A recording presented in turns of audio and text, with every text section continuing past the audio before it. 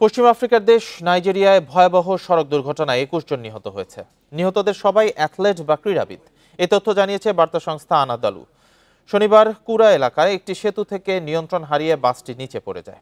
নাইজেরিয়ার দক্ষিণ পশ্চিমাঞ্চলীয় ওগুন প্রদেশে অনুষ্ঠিত জাতীয় ক্রীড়া উৎসব থেকে ফেরার পথে এই দুর্ঘটনা হয়। ওয়ালটন আবারও মিলিয়নিয়ার অফারে ওয়ালটন ফ্রিজ কিনে আপনিও হয়ে যেতে পারেন মিলিয়নিয়ার। এ সময় বাসটিতে মোট ৩৫ জন আরোহী ছিলেন, যাদের বেশিরভাগই ক্রীড়াবিদ ও ক্রীড়া কর্মকর্তা।